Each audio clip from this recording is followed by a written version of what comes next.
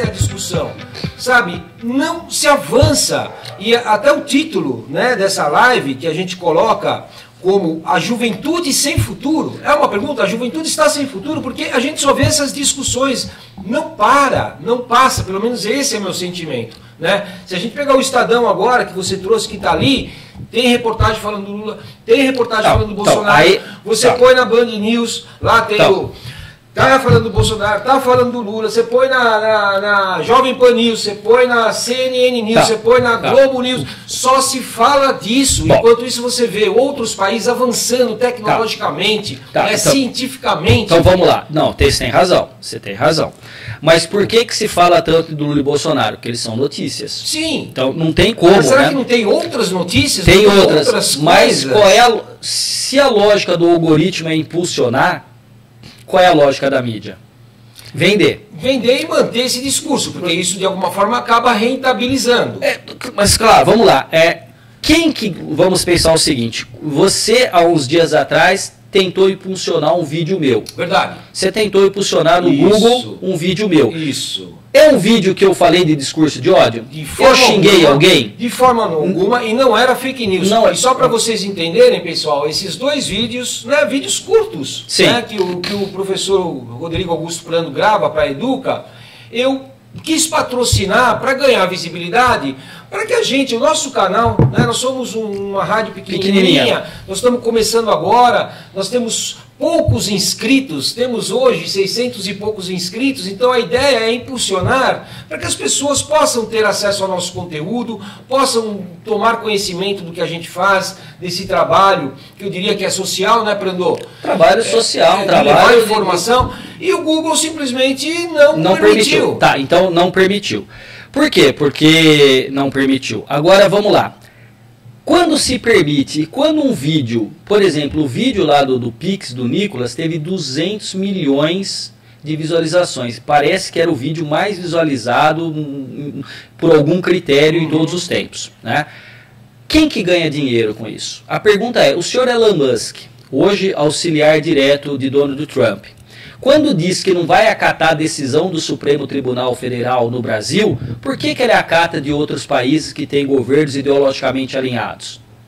Por que governos entendidos no espectro da extrema-direita, quando falou que o Twitter, o X, não podia, o Elon Musk abaixou a cabeça e para o Brasil ele quis confrontar o Alexandre de Moraes diretamente e o Supremo Tribunal Federal no limite à nossa própria soberania? Porque as Big Techs ganham e ganham muito dinheiro com isso. Sem dúvida. Então, veja, agora vamos pegar... E você tentou impulsionar um vídeo meu, tudo bem, tranquilo, não foi impulsionado, não tem problema.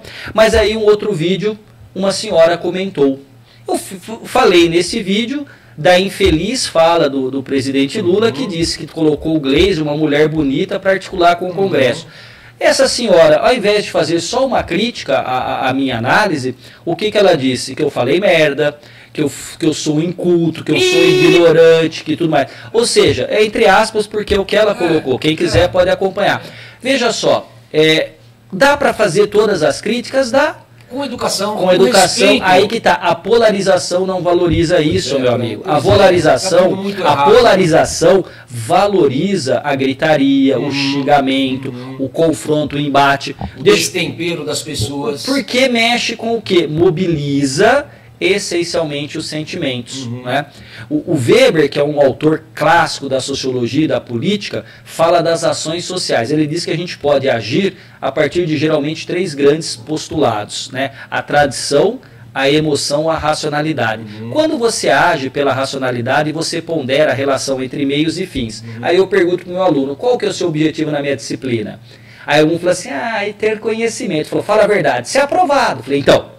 Mas para ser aprovado, que é o fim, você precisa ter o quê? Você tem que vir e prestar atenção, se possível tomar notas, você tem que fazer os exercícios. Ou seja, quando você concatena os meios para atingir um fim, você está sendo racional. O que é o despertar da emoção? O que acontece no embate quando a gente chega na sala dos professores e começa a ver, ainda pelo menos no nosso caso, de forma saudável, provocações ou brincadeiras?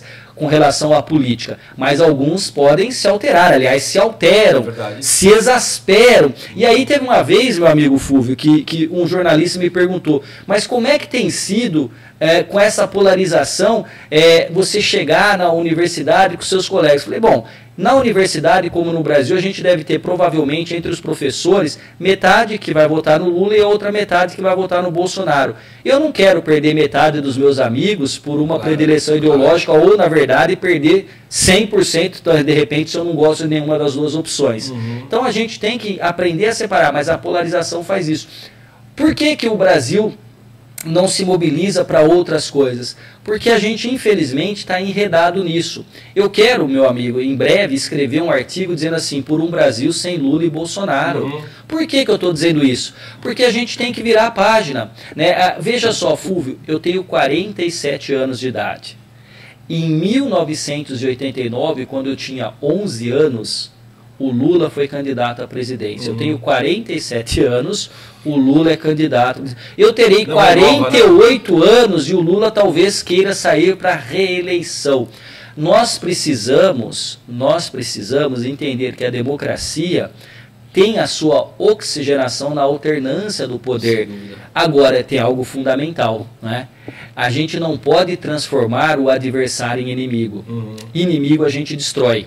Então, a extrema-direita, no caso, aqui do Brasil, acostumou-se a olhar o outro não como um adversário com o qual eu posso discordar, às vezes de uma maneira muito dura, mas eu convivo. Porque, veja só, você e eu, ou até outros colegas, já tivemos embates duros.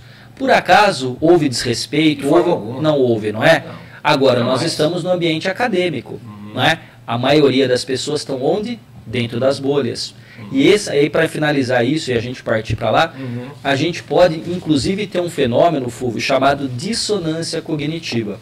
A dissonância cognitiva é quando estes grupos, eles não apenas compartilham fake news, pós-verdade, teorias da conspiração, negacionismo, numa velocidade tão grande que essas pessoas vão assumindo uma realidade paralela e habitam nela. E aí eu estou na minha realidade paralela, você vem e me apresenta um fato ou um dado da realidade. O que que acontece? Eu nego aquilo porque é desconfortável e eu vou encontrar o quê? Conforto e segurança naquilo que eu já acredito. Então, existem figuras que são muito boas em espalhar eu até escrevi um artigo, né, que virou capítulo de livro, chamado Um Quadrilátero Ameaçador. Eu até falo, né, lembra daqueles filmes do Indiana Jones em que ele está no lugar, as paredes começam a fechar? Eu até falo que tem aqui um quadrilátero, né? De um lado a gente tem fake news, pós-verdade, negacionismo, e o ápice disso tudo, que é o mais sofisticado, são as teorias da conspiração. E esse quadrilátero vai se fechando até espremer, esmagar a democracia. E tem sido difícil sair disso. Perfeito, perfeito.